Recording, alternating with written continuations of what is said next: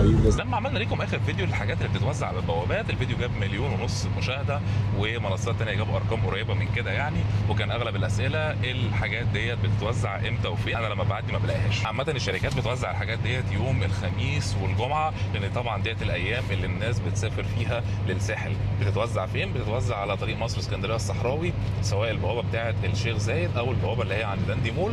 وكمان بيتوزع في الاتجاه بتاع الساحل الشمالي، الطريق بتاع الساحل من ناحيه القرى وانت جاي من الساحل الشمالي يعني. كل البوابات طبعا مش زي بعض. بوابه داندي مول هي اكتر بوابه بيتوزع عليها منتجات زي كده. اغلب المنتجات بتكون ابعاف زي ما وريناها ليكم قبل كده، منتجات جهينه واوقات تانية مساحيق غسيل وغيرها من المنتجات اللي انت ممكن تستخدمها في بيتك. سؤال تاني من الناس اللي سالته، ليه الشركات ما بتوزعش المنتجات ديت على الناس الغلابه او الناس في غزه؟ اكيد الشركات دي طبعا في جزء من الميزانيات بتاعتها مخصص طبعا للاعمال الخيريه، بالذات طبعا شركه زي جهينه وغيرها طبعا من الشركات. لكن الفكره ان ده جزء مرصود للدعايه، معمول علشان يجذب بيه عملاء جداد زيه زي الاعلانات بالظبط. لكن طبعا دي بتعتبر دعايه اهم، لان هي بتخليك طبعا ان انت تجرب المنتج وبعد كده تبدا تشتريه. لكن الفكره طبعا ان الناس ساعات بيختلط عليها وبيفكروا ان دي منتجات بتتوزع كده ببلاش لله. طبعا مش ده الهدف منها يعني. ما تنسوش اي اخبار محتاجين تتابعوها هتلاقوها على موقع اخبار مصر 24، واي كتب محتاجين تحملوها هتلاقوها على موقع bookpedia.com. اما اي كورسات محتاجين تتعلموها بشكل مجاني فهتلاقوها على منصه معارف.